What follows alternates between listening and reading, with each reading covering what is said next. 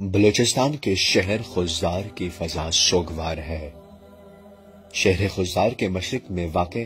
تحصیل کرخ کے نواحی علاقہ پیر ابراہیم میں ظلم، جبر اور جہالت کی انتہا دیکھیے۔ کسی مخالف جماعت کو ووٹ دینا عبدالعزیز کو اتنا مہنگا پڑ سکتا ہے کہ اب اس کے معصوم بچوں کو چھت کے سائے کے بجائے تپتی دھوپ میں وقت بسر کرنا پڑے گا۔ عبدالعزیز کے مطابق پچھلے دنوں کسی مخالف جماعت کا کوئی ورکر اپنی طاقت کے زور پر نہتے خاندان پہ حملہ آور ہوا اور معصوم بچوں کو کمرے میں بند کر کے آگ لگانے کی کوشش کی۔ گھر میں ماں اور بہن کی زار و اصرار کے بعد ان معصوم بچوں کو چھڑوا دیا گیا، مگر اس وحشی کی وحشت وہاں ختم نہیں ہوئی اور خود بلڈوزر کی مدد سے چند لمحوں میں گھر کو مسمار کر دیا۔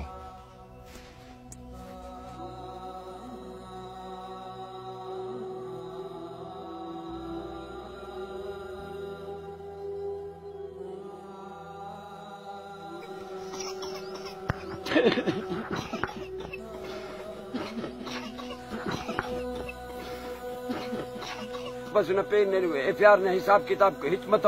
ہم سالوں نن داڑی دا ڈوزر چلانے شوبا نہ یہ نہ میرے وردا پارن پتا سپاہی رائے کریں دا یکی ڈوزر چلنا دا بندہ کا ہمیں سنو ہم ہارا کے وزیر اعظم پرے ہم گاڑی استقبال سنو ہم کارخانہ بندہ کا گاڑی تیری درے نو انت دا تحصیل تھی بلدا 10 منٹ میں ہم ترتا نو ہم دے ہفے درے او کا پتہ ایف آر نہ حکومت نہ حساب کتاب ہچڑا پک دا نہ رائی کا نن پاکستانی نن بلوچن دا بلوچستان حد دی تولینا نہ دا جاگاتی دا کلے ڈوزرا دھانیا نو نہ تو ظلم دا بندہ کرنا دا ٹھپیو اسان جو ڈوزر ہانی گھر میں گھر کرایا اسان بار اندر ہے کوٹھا موا سے کریا باہوں بگیوں ماجی ٹکا بگی کوٹھو ڈرایا اسان جو گھر۔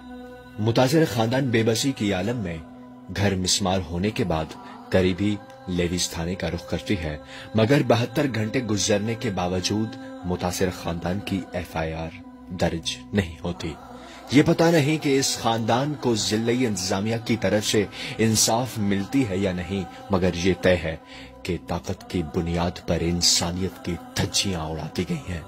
امید ہے کہ حکومت وقت اس ظلم اور بربریت کا ازالہ کرے گی۔ ظلم پھر ظلم ہے، بڑھتا ہے تو مٹ جاتا ہے، خون پھر خون ہے، ٹپکے گا تو جم جائے گا۔